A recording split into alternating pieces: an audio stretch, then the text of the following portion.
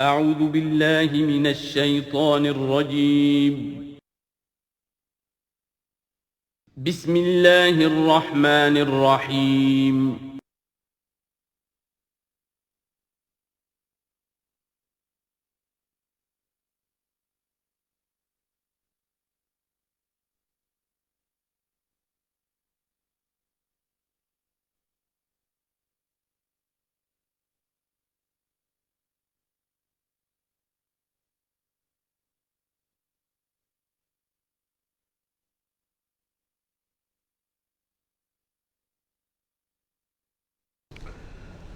نحمده ونصلي على رسوله الكريم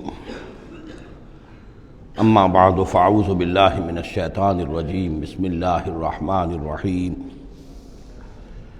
وما تكون في شأن وما تتلو منه من قرآن ولا تعملون من عمل إلا كنا عليكم شهودا إذ تفيضون فيه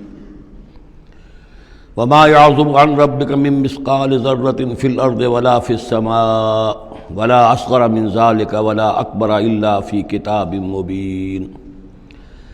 ألا إن أولياء الله لا خوف عليهم ولا هم يحزنون الذين آمنوا وكانوا يتقون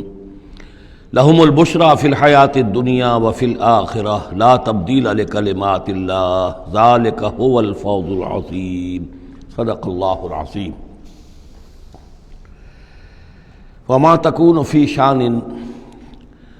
اور نہیں ہوتے آپ کسی بھی کیفیت میں وما تتلو منہ من قرآن اور نہیں پڑھ رہے ہوتے آپ قرآن میں سے کچھ بھی ولا تعملون من عمل اور اے مسلمانوں نہیں عمل کر رہے ہوتے تم کوئی بھی اچھا عمل الا كنا علیکم شہودا مگر یہ کہ ہم حاضر ہوتے ہیں موجود ہوتے ہیں تمہارے اس عمل پر گواہ ہوتے ہیں اس تفیدون فیہ جب کہ تم اس میں مصروف ہوتے ہو۔ یہ بڑی ہے ایک بشارت والی بات ہے کہ بندہ مومن کو یقین دلایا جائے کہ جو خیر تم کما رہے ہو، جو بھلائی کر رہے ہو، جو نیکی کر رہے ہو، تمہارا رب اسے دیکھ رہا ہے۔ وہ بات نہیں ہے کہ مر گئے ہم انہیں خبر نہ ہوئی۔ اللہ تعالیٰ تو تمہاری ہر جو بھی ایثار اور قربانی جو بھی تم اللہ کی راہ میں کر رہے ہو وہ خود دیکھ رہا ہے، موجود ہوتا ہے۔ اس میں دیکھیے خاص کیف ہے۔ اے نبی، پہلے خطاب ہے حضور سے واحد کے صیغے میں۔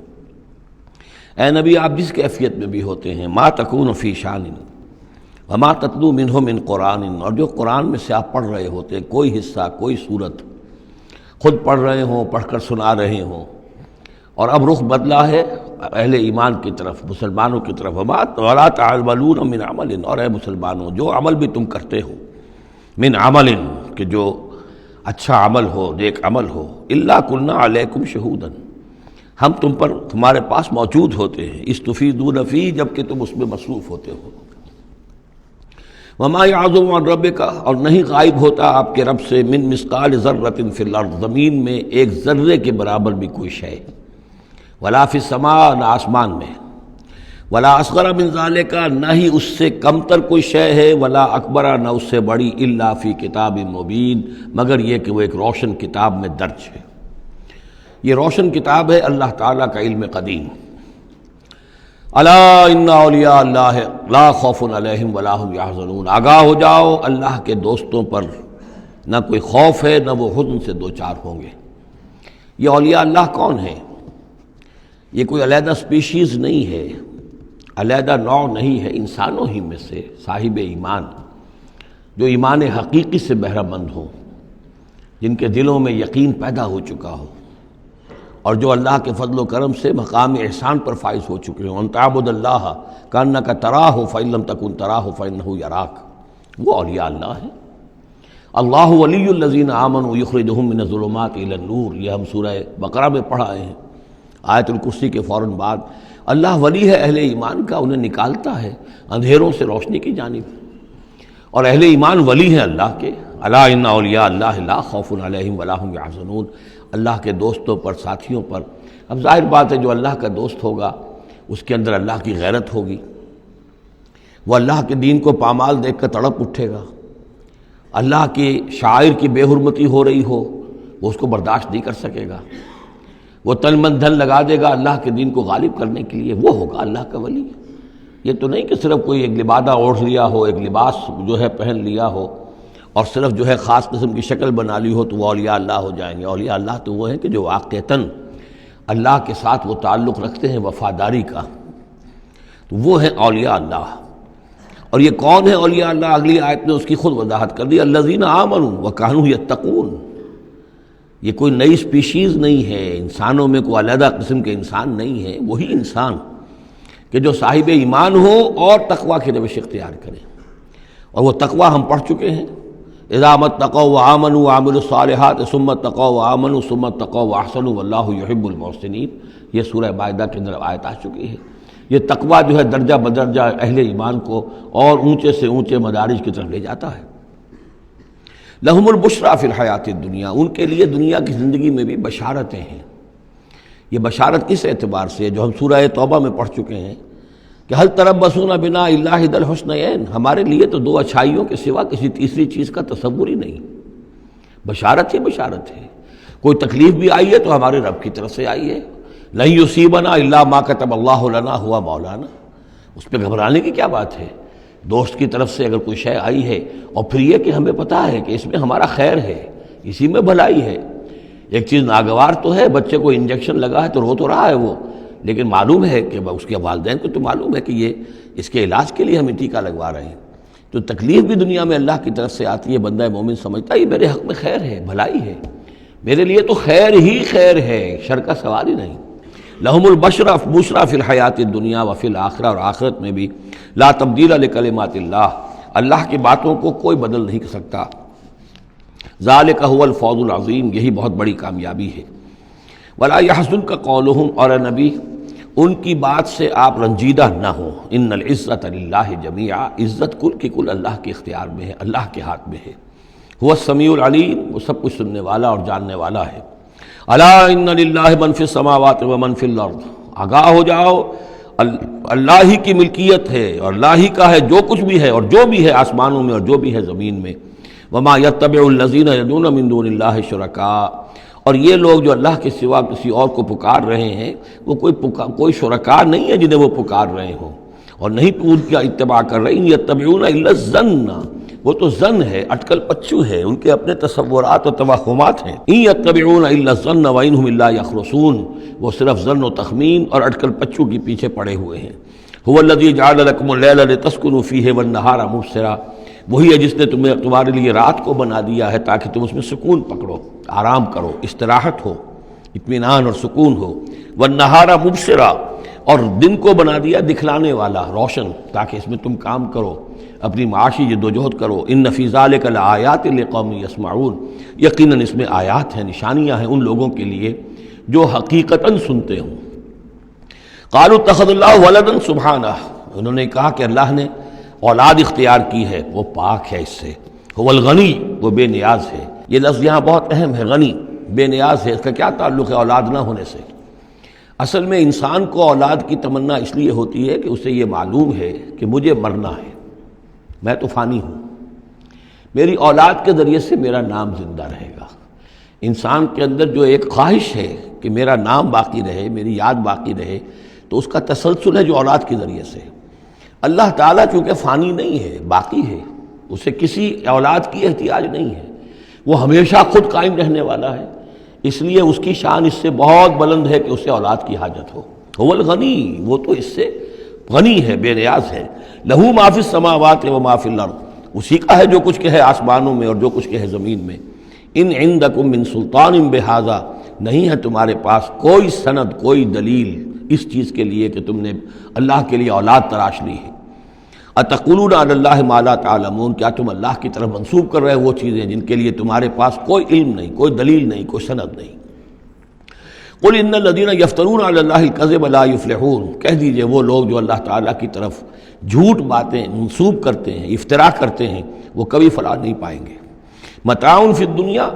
دنیا میں ان کے لیے ساز و سامان ہے، رہنا بسنا ہے، اس کے لیے کوئی ضرورت ہم نے ان کو ضرورت کی چیزیں دے دی ہیں۔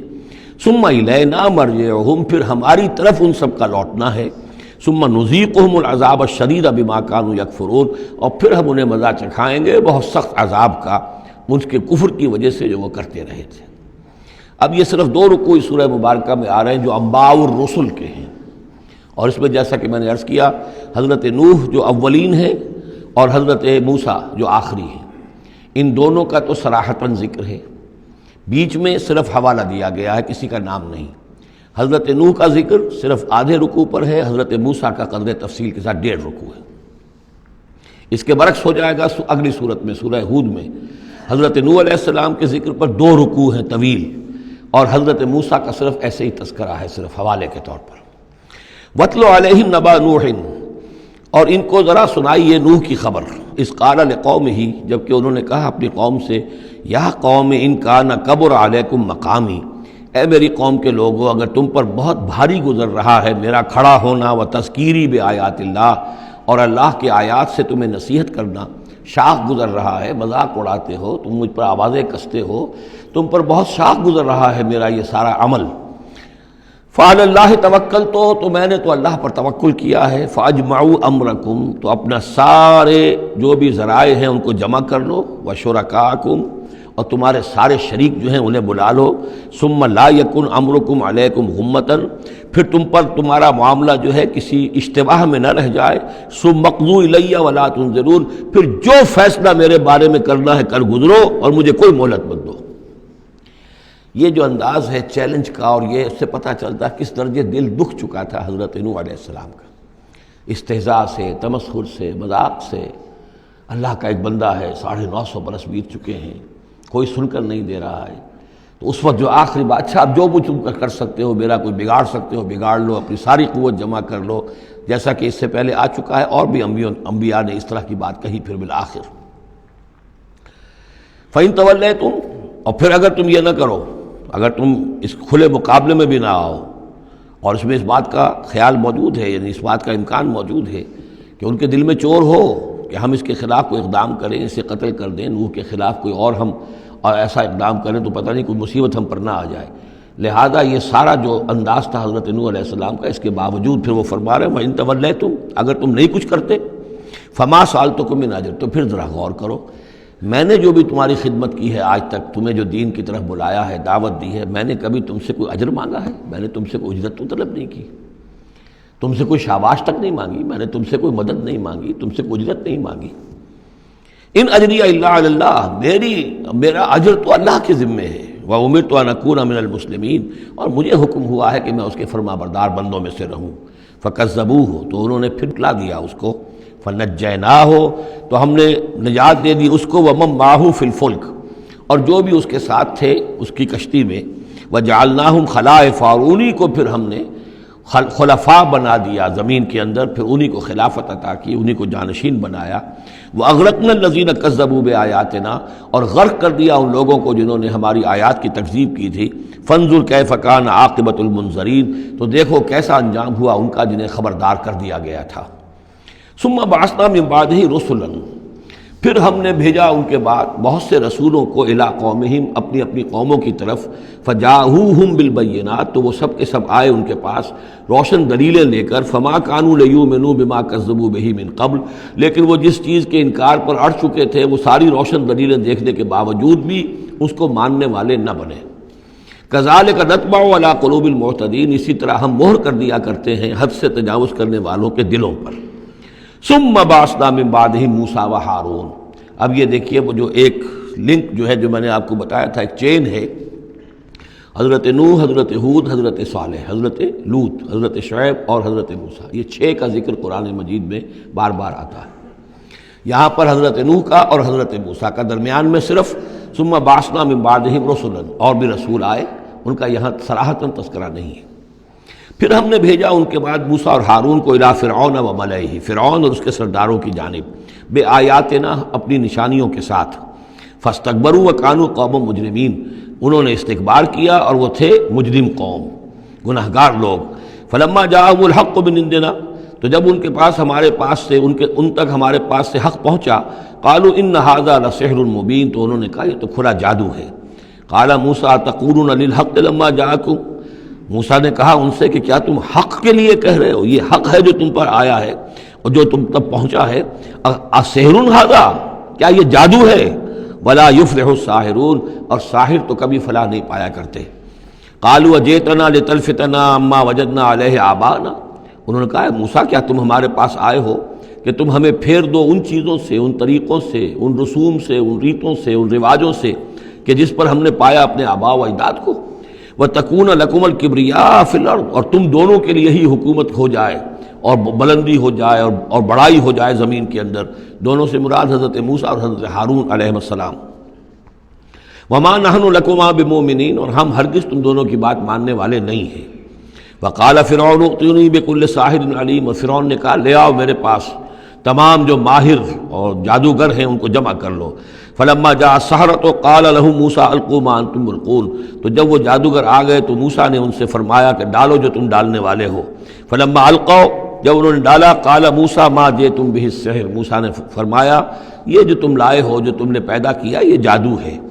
ان اللہ سیبطلہ، ان قریب اللہ تعالیٰ اس کا باطل ہونا ثابت کر دے گا، اسے نسیہ منسیہ کر دے گا، ہباء منصورہ کر دے گا۔ ان اللہ لا یصلح عمل المفسدین، یقیناً اللہ تعالیٰ مفسدوں کے عمل کو راہیاب نہیں کرتا، کامیاب نہیں کرتا۔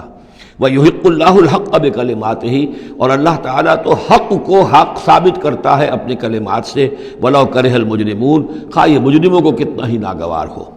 فما آمن لموسیٰ الا ذریۃ من قومہ علی خوف من فرعون وملئہم ان یفتنہم، تو نہیں ایمان لائے موسیٰ پر مگر ان کے نوجوان اس کی قوم میں سے، کچھ نوجوان اس کی قوم میں سے، کچھ لڑکے، علی خوف من فرعون، فرعون کے خوف کی وجہ سے، وملئہم، اور ان کے اپنے سرداروں کے خوف کی وجہ سے، ان یفتنہم، کہ وہ ان کو مصیبت میں اور تکلیف میں مبتلا کریں گے۔ یہ بہت اہم ہے جو آیت ہے، اس کو سمجھ لیجئے کہ وہاں جو صورتحال تھی کہ یہ جو قبطی قوم تھی جو اس وقت وہاں پر حکمران ہے آل فرعون، اور یہ جو اسرائیلی ہیں یہ ان کے محکوم ہیں،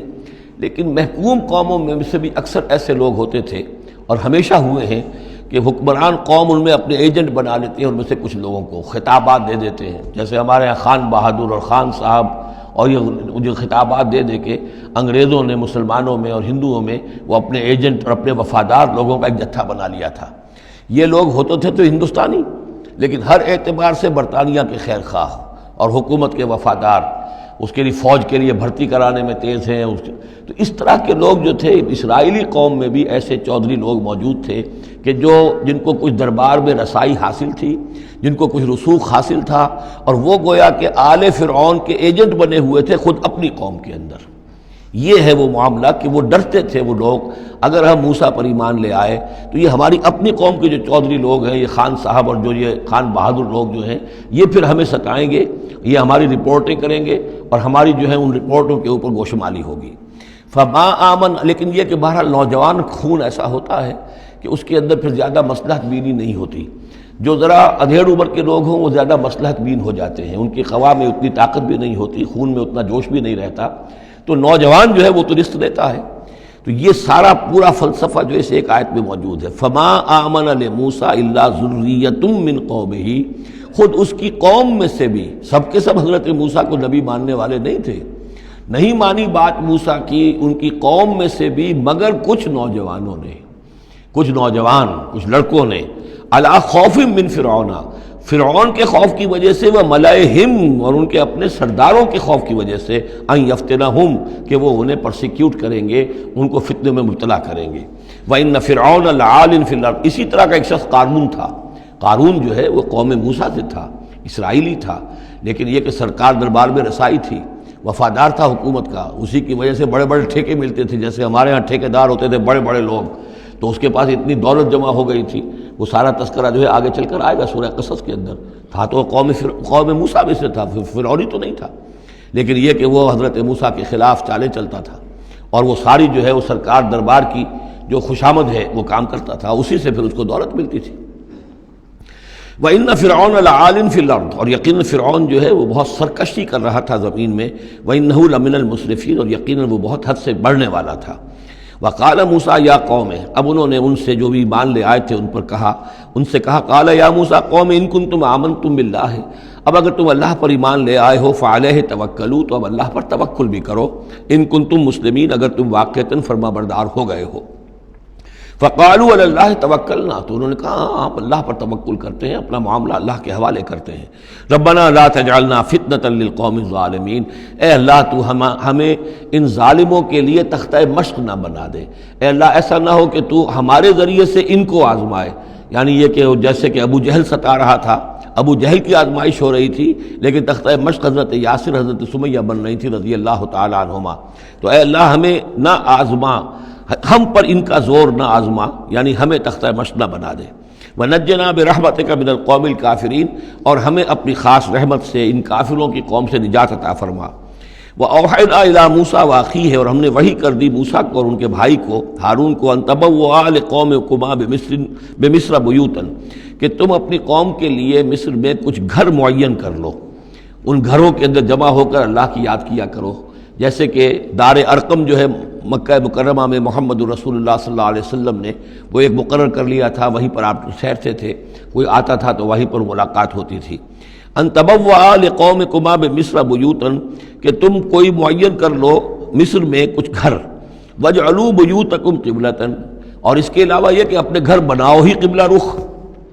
اس لیے کہ مسجدیں تو بنا نہیں سکتے، اور وہ معاملہ جو ہے فرعون کے خوف سے، تو یہ کہ گھر اپنے قبلہ رخ بناؤ تاکہ وہاں تم نمازیں پڑھا کرو۔ اب اس سے معلوم ہوتا ہے کہ قبلہ ان کا بھی تھا کوئی، جبکہ ابھی بیت المقدس تو بنا ہی نہیں ہے، وہ تو حضرت سلیمان علیہ السلام حضرت موسیٰ سے کم 1000 سال بعد آئیں گے، اور پھر وہ جو ہے بیت المقدس ہوگا اور یروشلم بنے گا اور ہیکل سلیمانی بنے گی، لہذا قبلہ تب اس وقت کا قبلہ کس کا تھا، کون سا تھا؟ یہی بیت اللہ قبلہ تھا۔ ان کے جو وہ خیمے ہوتے تھے قربان گاہ کے خیمے، ان کے بارے میں تفاصیل آتی ہے تورات کے اندر کہ وہ ایسے نصب کیے جاتے تھے کہ جب کوئی شخص جو ہے وہ قربانی پیش کرتا تھا تو اس کا رخ جو ہے سیدھا کعبے کی طرف ہوتا تھا۔ تو وَجْعَلُوا بُيُوتَكُمْ قِبْلَةً، اپنے گھر جو ہے قبلہ رو بناؤ، وَأَقِيمُوا الصَّلَاةَ وَبَشِّرِ الْمُؤْمِنِينَ، نماز قائم رکھو اور اہل ایمان کو بشارت دو۔ وقال موسیٰ ربنا انک آتیت فرعون وملأہ زینۃ واموالا فی الحیاۃ الدنیا، اور موسیٰ نے عرض کیا پروردگار تو نے فرعون اور اس کے سرداروں کو زینت چمک دمک عطا کر دی ہے اور اموال عطا کر دی ہے دنیا کی زندگی میں، ربنا لیضلوا عن سبیلک، پروردگار اس لیے کہ وہ لوگوں کو گمراہ کرے تیرے راستے سے، ان کے پاس زور ہے، اقتدار ہے، اختیار ہے، دولت ہے، چمک دمک ہے، اب ظاہر بات ہے کہ عام لوگ ادھر ہی متوجہ ہوتے ہیں، انہی چیزوں سے اثر قبول کرتے ہیں، تو نے دے رکھا ہے، تیرا ہی اختیار ہے، دینے والا تو ہی ہے، تو کیا تو نے یہ سب کچھ نے اس لیے دیا ہے کہ یہ تیرے بندوں کو گمراہ کرے؟ ربنا لیضلوا عن سبیلک ربنا اطمس علی اموالہم، اے اللہ اب ان کے اموال مٹا دے، واشدد علی قلوبہم، ان کے دلوں کے اوپر گرہ لگا دے، سختی پیدا کر دے، فلا یؤمنوا حتی یروا العذاب العلیم، کہ یہ ایمان نہ لائیں جب تک کہ کھلم کھلا دیکھ نہ لیں عذاب علیم کو۔ اس کا مطلب کیا ہے؟ ہونا تو یہ چاہیے کہ نبی کہے کہ یہ ایمان لے آئیں، یہ ایک آخری وقت ہوتا ہے جبکہ اتنا بیزار ہو چکا ہو نبی، اور جبکہ اس قدر شدید جو ہے دشمنی کی ہو کفار نے اہل ایمان کے ساتھ، ستایا ہو بری طریقے سے، کہ پھر ایک وقت آ کر وہ کہتے ہیں کہ پروردگار اب اگر یہ ایمان لے آتے ہیں تو ان کے سارے گناہ معاف ہو گئے۔ ایمان کا مطلب تو یہ ہے کہ سارا کیا دھرا اب تک جو کچھ تھا انہوں نے وہ سب ان کو معاف ہو جائے گا، کوئی پکڑ نہیں ہوگی۔ تو پروردگار اب یہ جس حد کو پہنچ گئے ہیں ان کے دلوں کو سخت کر دے، یعنی ان کے دلوں پر مہر کر دے، اب یہ ایمان نہ لائیں جب تک کہ عذاب عریاں طور پر ان کے سامنے نہ آ جائے، جب عذاب آ جائے گا پھر ایمان لانے کا فائدہ کوئی نہیں، اس کے بعد تو جو ہے وہ ایمان معتبر نہیں ہے اللہ کے ہاں۔ واشدد علی قلوبہم فلا یؤمنوا حتی یروا العذاب العلیم، قال قد اجیبت دعوتکما فاستقیما ولا تتبعان سبیل الذین لا یعلمون، اللہ تعالیٰ نے فرمایا ٹھیک ہے تم دونوں کی دعا ہم نے قبول کر لی، قد اجیبت قبول کر لی گئی، منظور کر لی گئی دعا، دعوتکما تم دونوں کی دعا، فاستقیما اب تم بھی قائم رہنا، ایسا نہ ہو کہ وقت آنے پر تمہارا دل پسیج جائے کہ اے اللہ اب ان کو معاف فرما دے، تم بھی قائم رہنا، ولا تتبعان سبیل الذین لا یعلمون، اور ان لوگوں کے راستے کی پیروی ہرگز نہ کرنا جو علم نہیں رکھتے۔ وجاوزنا ببنی اسرائیل البحر، اور پھر ہم نے بنی اسرائیل کو پار اتار دیا سمندر کے یا دریا کے، فاتبعہم فرعون وجنودہ، تو پھر اس کے پیچھے آئے فرعون، ان کے پیچھے آئے فرعون اور اس کے لشکر بھی، بغیا وعدوا، شرارت کے ساتھ اور زیادتی کے ساتھ، حتی اذا ادرکہ الغرق، یہاں تک کہ جب وہ غرق ہونے لگا،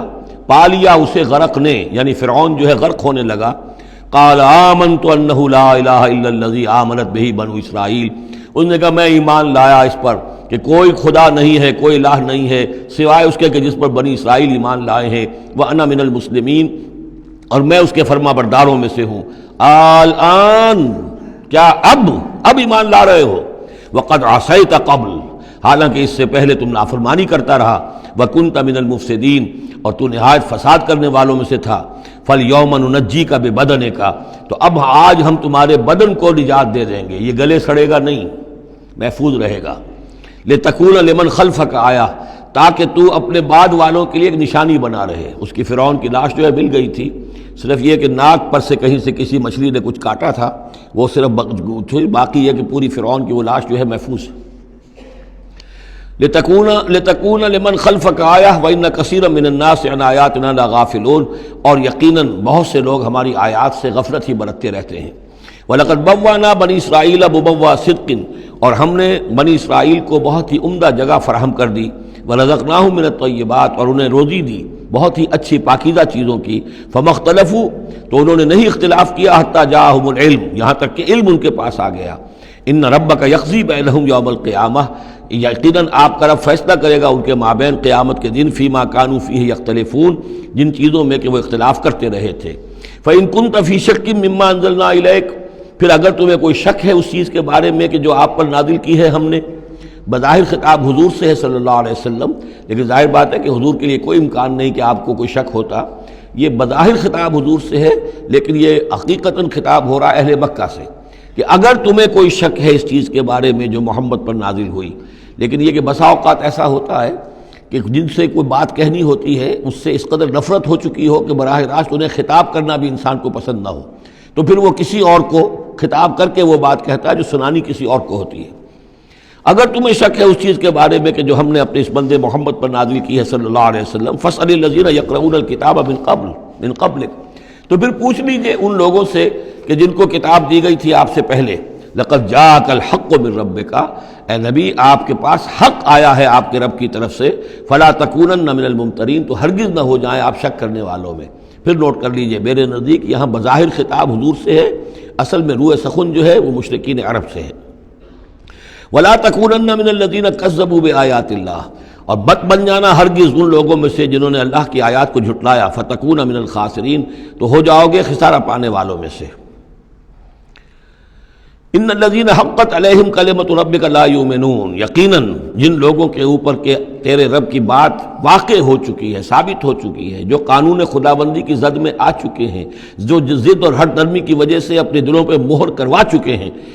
وہ ایمان نہیں لائیں گے. لا یؤمنون ولو جاءتہم کل آیۃ، چاہے کتنی ہی آیتیں آ جائیں، کتنی ہی نشانیاں آ جائیں. حتیٰ یروا العذاب العلیم، وہ ایمان نہیں لائیں گے جب تک کہ اپنی آنکھوں سے عذاب علیم کو دیکھ نہ لیں. جیسے کہ فرعون کا معاملہ ہوا کہ جب غرق ہونے لگا تب ایمان لایا. فلولا کانت قریۃ آمنت فنفعها ایمانها، تو کیوں نہ ہوئی کوئی بستی کہ جو ایمان لاتی اور اسے اس کے ایمان نے نفع پہنچایا ہوتا. الا قوم یونس، سوائے ایک قوم یونس کے. حضرت یونس علیہ السلام کو بھیجا گیا تھا نینوا کی طرف، وہاں انہوں نے دعوت دی. معاملہ وہی ہوا جو تمام رسولوں کے ساتھ ہوا ہے، قوم نے انکار کیا، سرکشی پر اڑے رہے. پھر یہ خبر دے کر اور چلے گئے کہ اب 3 دن کے اندر اندر تم پر عذاب آ جائے گا. محسوس ایسا ہوتا ہے کہ انہیں اجازت اللہ کی طرف سے جانے کی نہیں آئی تھی. رسول کا معاملہ ایسا ہوتا ہے کہ وہ اپنی جگہ کو چھوڑ کر نہیں جا سکتا جب تک کہ اللہ کی طرف سے ایکسپریس پرمیشن نہ ہو، واضح اجازت. جیسے ہمارے ایگزیکٹو آفیسرز ہوتے ہیں، ڈی سی ہے تو ضلع کو چھوڑ کے نہیں جا سکتا وہ بغیر اجازت کے، اس لیے کہ ظاہر بات ہے وہاں کے امن و امان کا سارے ذمہ داری اس کی ہے. تو نبی کا معاملہ مختلف ہے، رسول کا مختلف ہے. رسول کو جب کسی جگہ پر کسی قوم کی طرف کسی علاقے کی طرف بھیج دیا گیا، اب چاہے کچھ بھی ہو، جب تک کہ وہاں پر سے اجازت نہ آئے کہ اس قوم کو چھوڑ کر تم جا سکتے ہو، رسول نہیں جا سکتا. چنانچہ آپ کو معلوم ہوتا ہے کہ جب سیرت میں آپ پڑھتے ہیں ہجرت کے واقعات، تو حضرت ابوبکر جو ہیں، حضور نے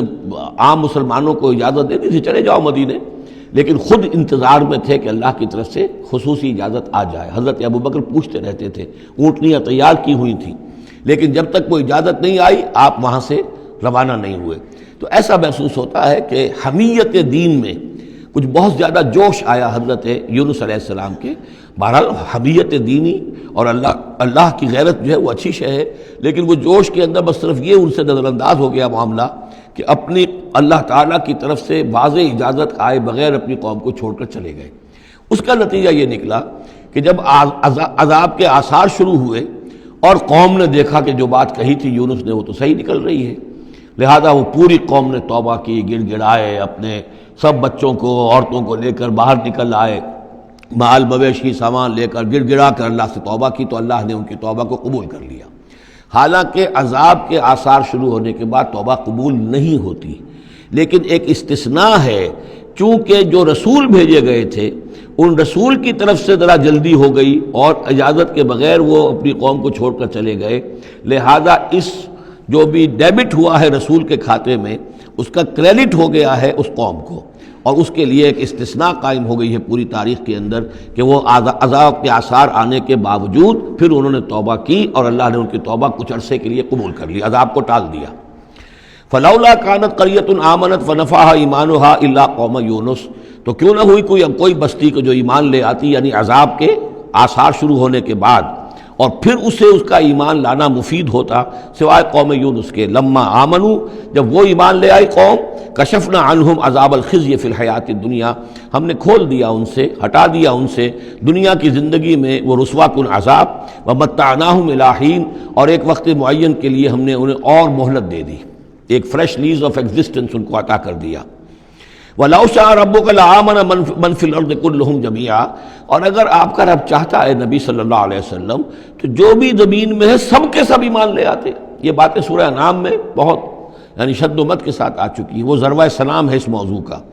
کہ آپ کے دل میں کتنی بھی خواہش ہو کہ یہ سب لوگ ایمان لے آئیں، لیکن یہ کہ اللہ تعالیٰ نے تو ضابطہ رکھا ہوا، جو طالب حق ہوگا اسے حق ملے گا، جو طالب ہدایت ہوگا اسے ہدایت ملے گی. جو ضد پر، ہٹ درمی پر، تعصب پر اور کسی ضد میں آ گیا ہے اسے اللہ تعالیٰ ہدایت نہیں دے گا. اگر جبراً اللہ نے ہدایت دینی ہوتی تو دنیا میں کوئی بھی کافر نہ ہوتا، سب کے سب مومن ہوتے، متقی ہوتے. آخر اللہ کے فرشتے کتنے ہیں؟ سب مومن ہیں، متقی ہیں، پاک ہیں، صاف ہیں، کہیں کوئی غلطی نہیں، معصیت نہیں، کہیں لا یعصون اللہ ما امرہم ویفعلون ما یؤمرون، وہ جو بھی کچھ انہیں حکم ہوتا ہے بجا لاتے ہیں اللہ تعالیٰ کے احکام، کسی حکم کی نافرمانی نہیں کرتے. انسانوں کو پیدا کیا ہے امتحان کے لیے. خلق الموت والحیات لیبلوکم ایکم احسن عملا، لہذا آپ اس معاملے میں بس اپنا فرض ادا کریں، باقی کون ایمان لا رہا ہے کون نہیں لا رہا وہ معاملہ ہم سے متعلق ہے. وَلَوْ شَاءَ رَبُّكَ لَآمَنَ مَنْ فِي الْأَرْضِ كُلُّهُمْ جَمِيعًا، اگر اللہ چاہتا، آپ کا رب چاہتا تو یقیناً زمین میں جو ہے سب کے سب ایمان لے آتے. افانت تکرہ الناس حتی یکونوا مومنین، تو کیا آپ لوگوں کو مجبور کر دیں گے کہ وہ ضرور ایمان لے آئیں؟ یعنی آپ اپنے آپ کو بھی ہلکان کر رہے ہیں، آپ نے دن رات ایک کیا ہوا ہے، آپ ہر وقت اس جد و جہد میں ہیں، پھر آپ کو یہ بھی اندیشہ رہتا ہے کہ کہیں میری طرف سے کوئی کوتاہی تو نہیں ہو رہی ہے. جیسے کہ سورہ اعراف کے اندر فلا تکن فی صدرک حرج، آپ کے دل کے اندر یہ تنگی نہیں ہونی چاہیے. آپ اپنا فرض ادا کر کے اپنے آپ کو سبکدوش سمجھیے. وما کان لنفس ان تؤمن الا باذن اللہ، اور کسی جان کے لیے ممکن ہی نہیں ہے، کسی انسان کے لیے کہ وہ ایمان لائے مگر اللہ کے اذن سے. وَيَجْعَلُ الرِّجْسَ عَلَى الَّذِينَ لَا يَعْقِلُونَ، اور جو عقل سے کام نہیں لیتے اللہ تعالیٰ ان کے اوپر تو گندگی مسلط کر دیتا ہے. قُلِ انظُرُوا مَاذَا فِي السَّمَاوَاتِ وَالْأَرْضِ، کہیے ان سے کہ دیکھو جو آسمانوں اور زمین میں ہے اللہ تعالیٰ کی آیات ہیں، آسمان میں بھی ہیں زمین میں بھی ہیں. وَمَا تُغْنِي الْآيَاتُ وَالنُّذُرُ عَنْ قَوْمٍ لَا يُؤْمِنُونَ، لیکن یہ ساری آیات کام نہیں آتی اور یہ ساری انذار اور ڈر سنانا اور جو بھی دعوت و تبلیغ ہے وہ ان لوگوں کے لیے جو ایمان نہیں لانا چاہتے مفید نہیں ہے. فَهَلْ يَنْتَظِرُونَ إِلَّا مِثْلَ أَيَّامِ الَّذِينَ خَلَوْا مِنْ قَبْلُ، یہ لفظ ایام آگے ایام اللہ، تو کیا یہ منتظر ہیں اسی طرح کے دنوں کے جیسے کہ دن اس سے پہلے آئے ہیں. قُلْ فَانْتَظِرُوا، وہ دن جو آیا تھا قوم نوح پر اور وہ دن جو آیا قوم ہود پر اور قوم صالح پر. فَهَلْ يَنْتَظِرُونَ إِلَّا مِثْلَ أَيَّامِ الَّذِينَ خَلَوْا مِنْ قَبْلِهِمْ، تو کیا یہ اسی طرح کے دنوں کا انتظار کر رہے ہیں، اسی طرح کا دن ان پر بھی آ جائے جیسا کہ ان پر آیا تھا جو ان سے پہلے تھے. قُلْ فَانْتَظِرُوا إِنِّي مَعَكُم مِّنَ الْمُنتَظِرِينَ، تو کہہ دیجئے کہ اچھا انتظار کرو میں بھی تمہارے ساتھ انتظار کر رہا ہوں. ثُمَّ نُنَجِّي رُسُلَنَا وَالَّذِينَ آمَنُوا، پھر ہم نجات دیتے رہے ہیں اپنے رسولوں کو اور اہل ایمان کو. كَذَلِكَ حقاً علینا ننجی المومنین، بالکل اسی طرح ہمارے اوپر حق ہے، واجب ہے کہ ہم اہل ایمان کو نجات دیں. حضرت نوح کے ساتھ جو ایمان لائے وہ ان کے ساتھ کشتی میں بچا لیے گئے، حضرت ہود پر جو لوگ ایمان لائے ان کو بچا لیا گیا، حضرت صالح پر جو ایمان لے آئے وہ ان کو بچا لیے گئے، اور عمورہ اور صدوم کی بستیوں میں سے کوئی ایک بھی نہیں نکلا ایسا خوشبخت کہ جو وہاں سے اپنی نجات کا سامان حاصل کرتا، سوائے حضرت لوط اپنی دونوں بیٹیوں کو لے کر نکلے ہیں، ایک متنفس بھی نہیں تھا وہاں، ان کی اپنی بیوی بھی پیچھے رہ گئی ہے۔ قل یا ایھا الناس ان کنتم فی شک من دینی، اب یہ بڑا ایک فیصلہ کن سا انداز خطاب ہے یہاں، کہہ دیجئے اے نبی، اے لوگو، ان کنتم فی شک من دینی، اگر تمہیں میرے دین کے بارے میں کوئی شک ہے، یعنی تم مجھ پر دباؤ ڈال رہے ہو کہ میں تمہارے دین کی پیروی کروں، تو تمہیں کچھ شک ہے شاید میرے بارے میں کہ میں اپنے دین پر پوری طرح جازم نہیں ہوں، پوری طرح قائم نہیں ہوں، شاید مجھے اس کے اوپر پورا وثوق حاصل نہیں ہے، یہ جو تم محنت کر رہے ہو، مجھے جو ہے مجھ پر دباؤ پریشرائز کر رہے ہو مجھے، قل یا ایھا الناس ان کنتم فی شک من دینی فلا اعبد الذین تعبدون من دون اللہ، تو میں ہرگز نہیں پوجنے والا ان کو جن کو تم پوجتے ہو اللہ کے سوا، ولیکن اعبد اللہ الذی یتوفاکم، بلکہ میں تو پوجوں گا اور پرستش کروں گا اسی اللہ کی جو تمہیں قبض کرے گا، وامرت ان اکون من المؤمنین، اور مجھے حکم ہوا ہے کہ میں ایمان لانے والوں میں سے ہو جاؤں، وَأَنْ أَقِمْ وَجْهَكَ لِلدِّينِ حَنِيفًا، اور اے نبی آپ تو اپنے چہرے کو سیدھا رکھیے دین حنیف کی طرف، دین کی طرف حنیف ہو کر، یکسو ہو کر، وَلَا تَكُونَنَّ مِنَ الْمُشْرِكِينَ، اور ہرگز نہ ہوئیے ان مشرکوں میں سے، وَلَا تَدْعُ مِن دُونِ اللَّهِ مَا لَا يَنفَعُكَ وَلَا يَضُرُّكَ، اور مت پکاریے ہرگز اللہ کو چھوڑ کر ان ہستیوں کو جنہیں یہ پکار رہے ہیں جو نہ نفع پہنچا سکتی ہیں اور نہ نقصان، فَإِنْ فَعَلْتَ، اور اگر بالفرض آپ نے ایسا کیا، فَإِنَّكَ إِذًا مِّنَ الظَّالِمِينَ، تو پھر آپ بھی ظالموں میں سے ہو جائیں گے، وَإِن يَمْسَسْكَ اللَّهُ بِضُرٍّ فَلَا كَاشِفَ لَهُ إِلَّا هُوَ، اور اگر اللہ تعالیٰ آپ کو کوئی ضرر پہنچائے، تکلیف پہنچائے، تو کوئی نہیں ہے اس کا کھولنے والا، دور کرنے والا سوائے اس کے، وَإِن يُرِدْكَ بِخَيْرٍ، اور اگر وہ ارادہ کر لے آپ کے ساتھ بھلائی کا، خیر کا، اچھائی کا، فَلَا رَادَّ لِفَضْلِهِ، تو اس کے فضل کو لوٹانے والا کوئی نہیں جو آڑ بن جائے، روک بن جائے، رکاوٹ بن جائے اس کے فضل کے راستے میں، یُصِیبُ بِهِ مَن یَشَاءُ مِنْ عِبَادِهِ، وہ اپنا فضل دیتا ہے اپنے بندوں میں سے جس کو چاہتا ہے، پہنچاتا ہے جس کو چاہتا ہے، وَهُوَ الْغَفُورُ الرَّحِيمُ، اور وہ غفور اور رحیم ہے۔ قُلْ یَا أَیُّهَا النَّاسُ، کہہ دیجئے اے لوگو، قَدْ جَاءَکُمُ الْحَقُّ مِن رَبِّکُم، تمہارے پاس تمہارے رب کی طرف سے حق آ چکا ہے، فَمَنِ اهْتَدَىٰ، تو جو کوئی بھی ہدایت پائے، فَإِنَّمَا يَهْتَدِي لِنَفْسِهِ، تو وہ اپنے بھلے کو ہدایت پاتا ہے، اس کا فائدہ اسی کو ہوگا، عاقبت اس کی سنورے گی، اللہ کی رحمت اس کے شامل حال ہوگی، وَمَنْ ضَلَّ، اور جو بھٹک جائے، جو گمراہ ہو جائے، فَإِنَّمَا يَضِلُّ عَلَيْهَا، تو وہ بھی اپنی جان پر وبال لے گا، اس کا سارا وبال اس کی اپنی جان پر آئے گا، وَمَا أَنَا عَلَيْكُمْ بِوَكِيلٍ، اور میں کوئی تمہارا ذمہ دار نہیں ہوں، میں تمہارے اوپر کوئی داروغہ بنایا نہیں گیا ہوں، میں تمہارے بارے میں مسئول نہیں ہوں، اللہ کے ہاں مجھ سے تمہارے بارے میں باس پرس نہیں ہوگی، وَلَا تُسْأَلُ عَنْ أَصْحَابِ الْجَحِيمِ، آپ سے نہیں پوچھا جائے گا جہنمیوں کے بارے میں، وَاتَّبِعْ مَا يُوحَىٰ إِلَيْكَ، اور اے نبی آپ پیروی کرتے جائیے اس کی کہ جو آپ کی طرف وحی کیا جا رہا ہے، وَاصْبِرْ، اور صبر کیجئے، جمے رہیے، ڈٹے رہیے، ان کے دباؤ کو برداشت کیجئے، حتیٰ یحکم اللہ، یہاں تک کہ اللہ تعالیٰ فیصلہ سنا دے، وَهُوَ خَيْرُ الْحَاكِمِينَ، اور یقیناً وہ بہترین فیصلہ کرنے والا ہے۔ سورۃ ہود، بسم اللہ الرحمن الرحیم، یہ اب جوڑا ہے، اس جوڑے کا دوسرا فرد سورہ ہود، یہاں آپ دیکھیں گے کہ برعکس ترتیب ہو جائے گی، 10 رکوعوں میں سے 6 سے زائد انباء الرسل پر مشتمل ہے،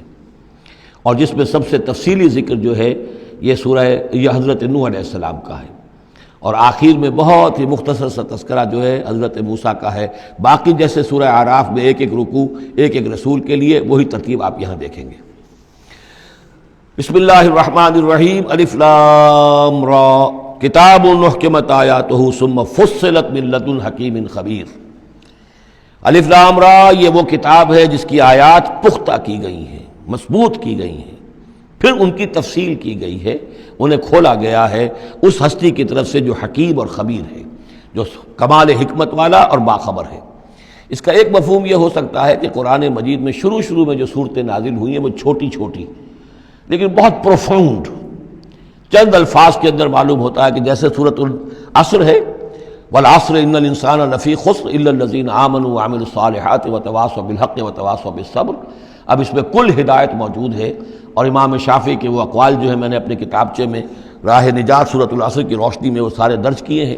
کہ لو لم ينزل من القرآن سواها لکفت الناس، اگر صرف یہ سورۃ العصر نازل ہوتی قرآن میں سے اور کچھ نہ نازل ہوتا تو بھی ہدایت کے لیے کافی تھی. اور لو تدبر الناس هذه السورۃ لوسعتهم، اگر لوگ صرف اس صورت پر تدبر کریں، غور کریں، تو یہ ان کی ہدایت کے لیے کافی ہو جائے گی. تو ابتدائی صورتیں اور آیتیں بڑی محکم، لیکن اس کے بعد تفصیل انہی کی بیان ہوئی ہے. اللہ تعبدوا الا اللہ، یہ کتاب کس پیغام کے ساتھ آئی ہے؟ نہ پوجو کسی کو سوائے اللہ کے. اننی لکم منہ نذیر و بشیر، یقیناً میں ہوں تمہارے لیے اس کی جانب سے خبردار کرنے والا اور بشارت دینے والا. یہ دو الفاظ بار بار آ رہے ہیں، بشیر اور نذیر، نذیر اور بشیر. وما نرسل المرسلین الا مبشرین و منذرین، رسلا مبشرین و منذرین لئلا یکون للناس علی اللہ حجۃ بعد الرسل وکان اللہ عزیزا حکیما. وان استغفروا ربکم، اور یہ کہ اپنے رب سے استغفار کرو، معافی چاہو. ثم توبوا الیہ، اور پھر اس کی جناب میں رجوع کرو، اس کی طرف بڑھو. یمتعکم متاعا حسنا، وہ تمہیں ساز و سامان دے گا دنیا کی زندگی میں بھی اچھا فائدہ، الی اجل مسمى، ایک وقت معین تک کے لیے، دنیا میں بھی تمہارے لیے حسنہ ہوگا. ویؤت کل ذی فضل فضلہ، اور ہر صاحب فضل کو اس کے حصے کا فضل عطا کرے گا. یہاں جو ہے ذی فضل سے مراد ہے مستحق فضل، جو بھی فضل کا مستحق ہے اسے اللہ تعالیٰ اس کا فضل عطا کرے گا. وَإِن تَوَلَّوْا، اور اگر تم پھر جاؤ گے، فَإِنِّي أَخَافُ عَلَيْكُمْ عَذَابَ يَوْمٍ كَبِيرٍ، تو پھر مجھے اندیشہ ہے کہ تم پر بہت بڑے دن کا ایک عذاب آئے گا. إِلَى اللَّهِ مَرْجِعُكُمْ، تمہاری طرف اللہ ہی کی طرف تمہیں لوٹ جانا ہے. وَهُوَ عَلَى كُلِّ شَيْءٍ قَدِيرٌ، اور وہ ہر چیز پر قادر ہے. أَلَا إِنَّهُمْ يَثْنُونَ صُدُورَهُمْ لِيَسْتَخْفُوا مِنْهُ، آگاہ ہو جاؤ یہ لوگ اپنے سینوں کو دوہرا کرتے ہیں تاکہ اس سے چھپ سکیں. یہ مشکلات القرآن میں سے، اس کے بارے میں بہت سے اقوال ہیں. ایک رائے جو ہے کہ جو بخاری میں حضرت ابن عباس کا جو قول آیا ہے وہ یہ ہے کہ کچھ اہل ایمان کے اوپر حیا کا اتنا غلبہ تھا، جیسے حضرت عثمان رضی اللہ تعالیٰ عنہ، کہ وہ کبھی غسل بھی کرنا ہوتا تھا، اس وقت بھی عریاں ہونا انہیں پسند نہیں تھا، تو وہ اس طریقے سے جھک جاتے تھے کہ گویا کہ سطر پھر بھی جو ہے وہ چھپا رہے. اور اگر کہیں قضاء حاجت ہے یا کوئی اور، اس وقت بھی وہ پورا سطر کا اہتمام کرتے تھے. تو یہ فرمایا جا رہا ہے کہ تم کتنا ہی کر لو، ظاہر بات ہے کہ اللہ تعالیٰ کی نگاہوں کے تو تم سامنے ہو. لہذا یہ ہے کہ اس میں ایک حد تک جو بھی اللہ تعالیٰ نے سطر کا، حجاب کے جو بھی احکام دیے ان کی پیروی کرو، لیکن کسی بھی معاملے میں غلو کی ضرورت نہیں ہے. الا انہم یثنون، باقی اور طرح سے بھی اس آیت کی جو ہے وہ تشریح کی گئی ہے. الا انہم یثنون صدورہم لیستخفوا منہ،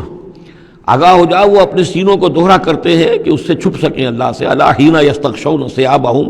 حین یستغشون ثیابہم، آگاہ ہو جاؤ کہ جب وہ اپنے اوپر اپنے کپڑے بھی اوڑھے ہوئے ہوتے ہیں. یہ تو یہ کہ اس وقت تو جو ہے وہ اپنے سینوں کو دوہرا کر رہے ہیں، جب کپڑے لپیٹے ہوتے ہیں. یعلم ما یسرون وما یعلنون، اس وقت بھی اللہ جانتا ہے جو کچھ وہ چھپا رہے ہوتے ہیں اور جو کچھ وہ ظاہر کر رہے ہوتے ہیں. انہ علیم بذات الصدور، وہ تو جو کچھ سینوں کے اندر ہے اس کو بھی جانتا ہے. وما من دابۃ فی الارض الا علی اللہ رزقها، اور نہیں ہے کوئی بھی چلنے والی چیز، کوئی حیوان، کوئی چوپایا، کوئی چرند، کوئی پرند زمین پر، جتنے بھی حیوانات ہیں اللہ نے بنائے ہیں، لیکن یہ کہ ان کا رزق اللہ کے ذمے ہے. یعنی اللہ تعالیٰ نے جو نظام بنایا اس دنیا کا، اس میں ہر شے کے لیے اس کا رزق فراہم کیا ہے. جو جاندار بنایا اس کے لیے جو غذا ہے، جو ضروری چیزیں وہ پہلے سے فراہم کر دی ہیں. بچے کی پیدائش بعد میں ہوتی ہے اور ماں کی چھاتیوں میں دودھ پہلے پیدا ہو جاتا ہے. تو اللہ تعالیٰ کی طرف سے یہ نظام جو ہے ایسا ہے. یہ دوسری بات ہے کہ لوگوں نے تقسیم دولت کا نظام غلط کر دیا، تو کچھ لوگ بھوکے رہ گئے، کچھ ننگے ہو گئے، کچھ نے دولت سمیٹ کر جو ہے اپنے کھتے بھر لیے، انبار لگا لیے. یہ انسانوں کا معاملہ ہے، یہ انہوں نے غلط کام کیا ہے. ورنہ اللہ تعالیٰ نے تو تمام جو بھی جتنی بھی مخلوقات ہیں ان کے لیے کافی اور وافی رزق جو ہے وہ پیدا کیا ہے. وما من دابۃ فی الارض الا علی اللہ رزقها ویعلم مستقرها ومستودعها، اور وہ جانتا ہے اس کے مستقل قیام کی جگہ کو بھی اور جہاں وہ عارضی طور پر سونپا جاتا ہے. یہ مستقر اور مستودع پر گفتگو ہو چکی ہے تفصیل کے ساتھ. 3 اقوال اس کے بارے میں بیان کر چکا ہوں سورہ انعام کے ضمن میں. کل فی کتاب مبین، اور یہ سب کچھ ایک کھلی روشن کتاب کے اندر موجود ہے، وہی کتاب جو علم الہی کی کتاب ہے. وَهُوَ الَّذِي خَلَقَ السَّمَاوَاتِ وَالْأَرْضَ فِي سِتَّةِ أَيَّامٍ، اور وہی ہے کہ جس نے پیدا کیا آسمانوں اور زمین کو 6 دنوں میں. وَكَانَ عَرْشُهُ عَلَى الْمَاءِ، اور اس کا تخت تھا پانی پر. لِيَبْلُوَكُمْ أَيُّكُمْ أَحْسَنُ عَمَلًا، تاکہ تمہیں آزمائے کہ کون ہے تم میں سے اچھے عمل کرنے والا.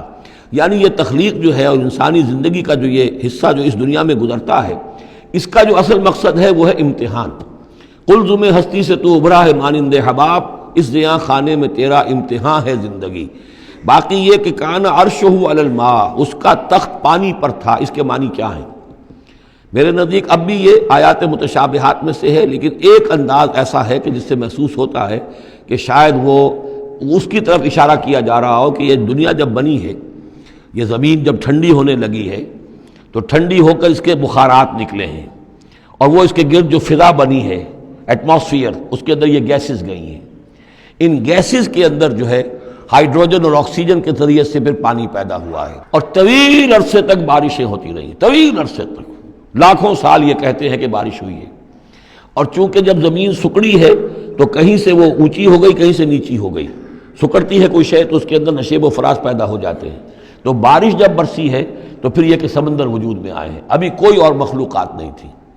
صرف یہ کہ اس زمین کے اوپر یا یہ کہ وہ پہاڑ تھے اور یا پانی تھا، بلکہ یہ کہ اکثر و بیشتر پانی ہی پانی تھا۔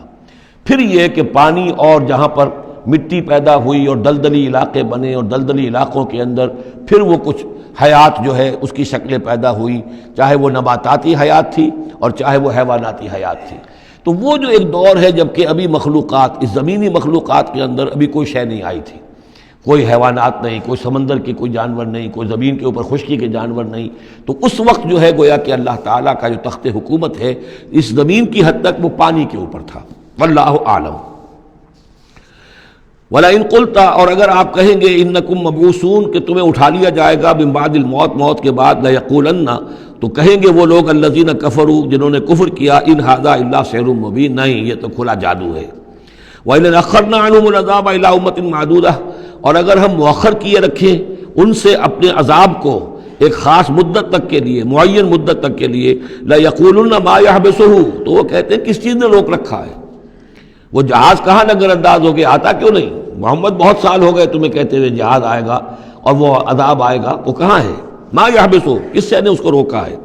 الا یوم یاتیہم لیس مصروفا عنہم، آگاہ ہو جاؤ جس دن وہ ان پر آئے گا پھر وہ ان کی طرف سے پھیرا نہیں جا سکے گا۔ وحاق بہم ما کانوا بہ یستہزئون، اور ان کو گھیرے میں لے لیں گی وہ تمام چیزیں جن کا یہ استہزاء اور تمسخر کیا کرتے تھے۔ وَلَئِنْ أَذَقْنَا الْإِنسَانَ مِنَّا رَحْمَةً، اور اگر ہم مزہ چکھاتے ہیں انسان کو اپنی طرف سے رحمت کا، کوئی خوشی آئی ہے، کوئی دولت ملی ہے، کوئی اور مسرت کی بات ہوئی ہے، ثُمَّ نَزَعْنَا مِنْهُ، پھر جب ہم اس سے وہ چھین لیتے ہیں، لے لیتے ہیں، سلب کر لیتے ہیں، إِنَّهُ لَيَئُوسٌ كَفُورٌ تو وہ ہو جاتا بالکل مایوس، نہایت ناشکرہ، بھول جاتا ہے کبھی اللہ کی نعمت بھی تھی، کبھی اللہ کی نگاہ کرم بھی مجھ پر تھی، ٹھیک ہے آج مجھ پر سختی آ گئی ہے تو سختی نرمی آتی رہتی ہے، اللہ تعالیٰ کی طرف سے ہے، اگر نرمی بھی تھی تو اللہ کی طرف سے، اور سختی بھی آئی ہے تو اللہ کی طرف سے، اس پر شکر چاہیے تھا، اس پر صبر چاہیے، لیکن نہیں، انسان جو ہے لیئوس کفور، انتہائی مایوس اور نہایت ناشکرہ، ہم پر تو کبھی اللہ کی کوئی نظر کرم ہوئی نہیں۔ وَلَئِنْ أَذَقْنَاهُ نَعْمَاءَ بَعْدَ ضَرَّاءَ مَسَّتْهُ، اور اگر ہم مزہ چکھائیں اسے نعمتوں کا اس کے بعد کہ کوئی تکلیف اس کو پہنچی ہوئی تھی، لَيَقُولَنَّ ذَهَبَ السَّيِّئَاتُ عَنِّي تو وہ کہے گا بس جی میرے دل اندر دور ہو گئے، ساری برائیاں اب تو، ساری مصیبتیں ختم ہو گئیں۔ إِنَّهُ لَفَرِحٌ فَخُورٌ، اب وہ فرح اور فخور بن جاتا ہے، وہ یعنی اتراتا ہے، فخر کرتا ہے اور کہتا ہے یہ میں نے محنت کی، میں نے کوشش کی، میں نے تدبیر کی، دیکھا میں نے یہ شکل کی تھی جس کی وجہ سے کہ میری کاروبار جو بالکل ختم ہو رہا تھا، ڈوب رہا تھا، وہ ٹھیک ہو گیا۔ یعنی یہ کہ ہر حال میں اللہ سے دور، یہ نہیں جانتا کہ جو بھی معاملہ آیا تھا وہ اللہ کی طرف سے ہے، خیر ہو یا شر ہو وہ اللہ کی طرف سے ہے، اس سے ناواقف۔ إِلَّا الَّذِينَ صَبَرُوا، سوائے ان کے کہ جو صبر کی روش اختیار کریں، یہ سب کی بات نہیں ہے، جن کو اللہ نے ایمان دیا ہو اور ایمان کے نتیجے میں صبر پیدا ہوا ہو، إِلَّا الَّذِينَ صَبَرُوا وَعَمِلُوا الصَّالِحَاتِ، اور انہوں نے نیک اعمال کیے ہوں، أُولَٰئِكَ لَهُم مَغْفِرَةٌ وَأَجْرٌ كَبِيرٌ، ان کے لیے مغفرت ہے اور بہت بڑا اجر ہے۔ فَلَعَلَّكَ تَارِكٌ بَعْضَ مَا يُوحَىٰ إِلَيْكَ، تو اے نبی شاید کہ آپ کچھ چیزیں چھوڑ دیں اس میں سے جو آپ کی طرف وحی کی جا رہی ہے، وَضَائِقٌ بِهِ صَدْرُكَ، اور آپ کا سینہ اس سے بھج رہا ہے، تنگ ہو رہا ہے، ان یقولوا، اس وجہ سے کہ وہ کہہ رہے ہیں لولا انزل علیہ کنز او جاء معہ ملک، کہ وہ یہ کہہ رہے ہیں کہ کیوں نہیں ان کے اوپر اتار دیا گیا کوئی خزانہ، یا کیوں نہیں آیا ان کے پاس کوئی فرشتہ، معہ ان کے ساتھ کوئی فرشتہ آتا۔ وہی بات جو سورہ انعام میں آ چکی ہے، اس کا ذروہ سنام اس مضمون کا سورہ انعام میں آ چکا ہے۔ لیکن ان تمام صورتوں کے اندر بھی یہ چیزیں موجود ہیں۔ یہ دونوں گروپ جو ہے مکی صورتوں کے، جن میں سے ایک میں وہ 2 صورتیں ہیں جو ہم پڑھ چکے، انعام، اعراف، اور دوسرا جو یہ ہے جو 14 صورتوں پر مشتمل ہے، جس کی دوسری صورت ہم پڑھ رہے ہیں، ان سب کا تعلق جو ہے یوں سمجھیے، ایک استثناء ہے وہ میں بعد میں بتا دوں گا، یہ قیام مکہ کے آخری 4 سالوں کی صورتیں ہیں۔ یعنی حضور کا قیام مکہ مکرمہ میں وحی کے آغاز کے بعد 12 سال، اس کو 4 حصوں میں تقسیم کر لیجئے۔ پہلے 4 سال میں جو صورتیں نازل ہوئی ہیں وہ قرآن مجید کے آخری 2 گروپوں میں ہیں، سورہ قاف سے لے کے آخر تک۔ درمیانی 4 سال جو تھے ان کے درمیان جو ہے وہ درمیانی 2 گروپوں میں ہیں، اور یہ جو ہے شروع کے 2 گروپ جو ہیں ان کے اندر وہ صورتیں ہیں کہ جو آخری دور میں نازل ہوئی ہیں، آخری 4 سالوں میں، اور ان میں یہ مضمون کثرت سے ملے گا۔ فَلَعَلَّكَ تَارِكٌ بَعْضَ مَا يُوحَىٰ إِلَيْكَ، تو شاید نبی آپ ترک کر دیں گے بعض چیزیں جو آپ کی طرف وحی کی گئی ہیں، وَضَائِقٌ بِهِ صَدْرُكَ، اور آپ کا سینہ جو ہے اس پر بھچ رہا ہے۔ ان یقولوا، کہ وہ یہ کہہ رہے ہیں، لولا انزل علیہ کنز، کیوں نہیں اتار دیا گیا ان پر کوئی خزانہ، او جاء معہ ملک، یا ان کے پاس آ گیا ہوتا کوئی فرشتہ۔ انما انت نذیر، دیکھیے پھر آپ سمجھ لیجئے آپ کا فرض منصبی یہ ہے کہ آپ صرف ایک خبردار کرنے والے ہیں، واللہ علی کل شیء وکیل، باقی ہر چیز کا ذمہ دار اللہ ہے۔ کب عذاب بھیجنا ہے، کب نہیں بھیجنا، کوئی معجزہ دکھانا ہے یا نہیں دکھانا، کس کو ایمان کی توفیق دینی ہے، کس کو نہیں دینی ہے، یہ سارے معاملات اللہ کے ہاتھ میں ہیں۔ ام یقولون افتراہ، کیا ان کا کہنا یہ ہے کہ یہ قرآن جو ہے محمد نے خود گھڑ لیا ہے؟ قل فاتوا بعشر سور مثلہ مفتریات، اب یہ ہے وہ چیلنج جو دوسرے نمبر پر دیا گیا۔ پہلا چیلنج تھا کہ تم پورے قرآن جیسی کوئی کتاب بنا کر لاؤ، وہ آگے چل کر آئے گا سورہ بنی اسرائیل میں اور دوسری صورتوں میں۔ اس سے نیچے اتر کر اچھا 10 صورتیں بنا کے لے آؤ، اس سے نیچے پر سبیل تنزل 1 صورت، اس 1 صورت کی بات سورہ یونس میں بھی آ چکی ہے اور سورہ بقرہ میں بھی، یہاں وہ 10 والا معاملہ ہے۔ قل فاتوا بعشر سور مثلہ مفتریات، تو ان سے کہیے کہ اچھا اگر ایسا ہی یہ قرآن گھڑا جا سکتا ہے اور انسان کی قوت اور قدرت میں ہے کہ ایسی کتاب تصنیف کر لے، تو تم 10 صورتیں تم بھی اس کی تصنیف کر کے لے آؤ۔ وَادْعُوا مَنِ اسْتَطَعْتُم مِّن دُونِ اللَّهِ إِن كُنتُمْ صَادِقِينَ، اور جن کو بھی تم بلا سکو اللہ کے سوا بلا لو مدد کے لیے اگر تم سچے ہو۔ فَإِن لَّمْ يَسْتَجِيبُوا لَكُمْ، پھر اگر وہ تمہارے مددگار جو ہے تمہاری اس دعا کو قبول نہ کریں، نہ پورا کریں، یا یہ کہ اے مسلمانوں اگر تمہارا یہ چیلنج جو ہے یہ کفار قبول نہ کریں، فَاعْلَمُوا أَنَّمَا أُنزِلَ بِعِلْمِ اللَّهِ، تو جان لو تمہیں یقین قابل ہونا چاہیے کہ یہ اللہ تعالیٰ ہی کے علم سے نازل ہوا ہے، وَلَا إِلَٰهَ إِلَّا هُوَ، اور اللہ کے سوا کوئی معبود نہیں، فَهَلْ أَنْتُم مُسْلِمُونَ، تو اب اللہ کا حکم مانتے ہو یا نہیں، فرما برداری کرتے ہو کہ نہیں۔ یہ کفار ہی سے خطاب ہے کہ اگر تمہارے وہ جو معبود ہیں تم ان کو پکارو کہ اس جیسی 10 صورتیں ہمیں بھی، آپ بھی کچھ کوشش کریں، ہم بھی کوشش کرتے ہیں مل جل کر، کچھ آپ القاء فرمائیں، الہام فرمائیں، کچھ ہم محنت کرتے ہیں، اور اگر وہ نہ کریں تو پھر جان لو فَاعْلَمُوا أَنَّمَا أُنزِلَ بِعِلْمِ اللَّهِ وَلَا إِلَٰهَ إِلَّا هُوَ فَهَلْ أَنْتُم مُسْلِمُونَ مَنْ كَانَ يُرِيدُ الْحَيَاةَ الدُّنْيَا وَزِينَتَهَا نُوَفِّ إِلَيْهِمْ أَعْمَالَهُمْ فِيهَا وَهُمْ فِيهَا لَا يُبْخَسُونَ، جو لوگ بھی طالب ہوتے ہیں، ارادہ کر لیتے ہیں، طالب ہوتے ہیں دنیا کی زندگی کا اور اس کی زینت کا، زیبائش، آرائش، چمک دمک، ساز و سامان، اسی کے پیچھے پڑے ہوئے ہیں، محنت کر رہے ہیں، بھاگ دوڑ کر رہے ہیں، خون پسینہ ایک کر رہے ہیں، دن رات ایک کر دیا ہے۔ نوفِ الیہم اعمالہم فیہا، ہم اسی دنیا کی زندگی میں ان کے اعمال کا پورا پورا بدلہ دے دیتے ہیں۔ ٹھیک ہے محنت کر رہے ہو بھائی، تمہاری بلڈنگ بھی بڑی اونچی بن گئی ہے اور تمہاری کار بھی بہت اعلیٰ ہے اور تمہارا کاروبار بھی خوب چمک گیا ہے، تم نے چونکہ یہی چاہا، یہی اسی کے لیے محنت کی، اسی کے لیے بھاگ دوڑ کی، تو اللہ تعالیٰ وَهُمْ فِيهَا لَا يُبْخَسُونَ، اس میں اللہ تعالیٰ ان کے ساتھ کوئی بخل نہیں کرتا اور ان کی جو محنت ہے اس کا جو بدلہ ہے انہیں اس دنیا میں دے دیتا ہے۔ لیکن اولئک الذین لیس لہم فی الآخرۃ الا النار، لیکن پھر یہ وہ لوگ ہیں جن کے لیے آخرت میں کچھ نہیں ہے سوائے آگ کے، ساری محنت بھاگ دوڑ دھوپ یہاں کے لیے تھی، یہاں ہم نے تمہیں دے دیا۔ اولئک الذین لیس لہم فی الآخرۃ الا النار وحبط ما صنعوا فیہا، اور جو کچھ انہوں نے اس دنیا میں کیا ہوگا وہ تو حبط ہو جائے گا، وباطل ما کانوا یعملون، اور جو کوئی جھوٹی سچی نیکی کی ہوگی اپنے دل کو دھوکہ دینے کے لیے وہ بھی بے بنیاد تھی، اس کی کوئی حیثیت نہیں تھی۔ افمن کان علی بینۃ من ربہ، تو بھلا وہ شخص کہ جو اپنے رب کی طرف سے بینہ پر تھا، اور یہاں بینہ سے مراد ہے فطرت سلیمہ، جس کے بارے میں کئی بار عرض کر چکا ہوں، فطرت سلیمہ انسان کے اندر جو روح ربانی پھونکی گئی ہے اس کی وجہ سے وہ جو فطرت ہے اس کے اندر وہ سارے حقائق موجود ہیں کہ جو حقائق جن کو اجاگر کرنے کے لیے پھر یہ وحی آئی ہے اور اس ڈورمنٹ کانشسنس کو ایکٹیویٹ کرنے کے لیے. تو جس شخص کی وہ فطرت سلیم ہے، قائم ہے، بینہ ہے، روشن ہے، پاک ہے، وَيَتْلُوهُ شَاهِدٌ مِّنْهُ، اور پھر اس کے پیچھے آتا ہے اس کے لیے گواہ. یعنی ایک شخص ہے جس کی فطرت سلیم تھی، حضور صلی اللہ علیہ وسلم ہے، سلیم فطرت، نیک فطرت، عقل سلیم، اور پھر وحی بھی آ گئی، وحی نے گواہی دے دی. گویا کہ دو چیزیں مل گئی، نور علی نور. یہ تمثیل جو ہے سورہ نور میں جا کر مکمل طور پہ سامنے آئے گی. افمن کان علی بینۃ من ربہ ویتلوہ شاہد منہ ومن قبلہ کتاب موسیٰ اماما ورحمہ، اور پھر اس کے علاوہ اس سے پہلے کتاب موسیٰ موجود ہے جو امام بھی تھی، رہنمائی کرنے والی، اور رحمت بھی تھی. یعنی